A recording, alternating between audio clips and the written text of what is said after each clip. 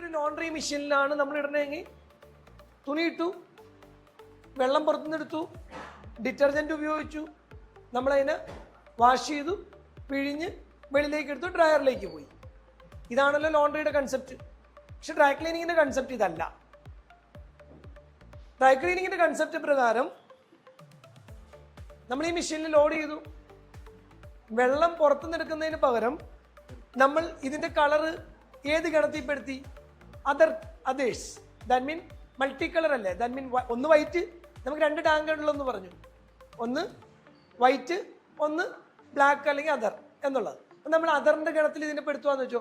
അപ്പം നമ്മളിവിടെ പറയുവാണ് ടാങ്ക് നമ്പർ 2 അതറും ടാങ്ക് നമ്പർ 1 വൈറ്റും ആണെങ്കിൽ സംഭവിക്കാൻ പോകുന്നത് എന്താണ്?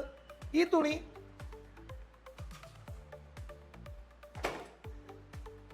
നമ്മൾ ഇതിലേക്ക് ഇട്ടു, ദെൻ ക്ലോസ് ചെയ്തു. ഇതിൽ ടാങ്ക് നമ്പർ 2 ആണല്ലോ. 2-ൽ നിന്ന് ഓൾറെഡി ഇതിൻ്റെ അകത്ത് സ്റ്റോറേജ് ചെയ്ത് കിടക്കുന്ന കെമിക്കൽ അഥവാ പെർക്ക്, ആ പെർക്കിന് പമ്പ് ചെയ്തുകൊണ്ട് ഡ്രമ്മിലേക്ക് വരും. Not a external source.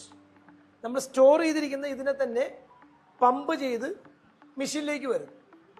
Then മെഷീനിലേക്ക് വന്ന് വെള്ളത്തിന് പകരം ഈ സോൾവെന്റിൽ ഇത് വാഷ് ചെയ്യും.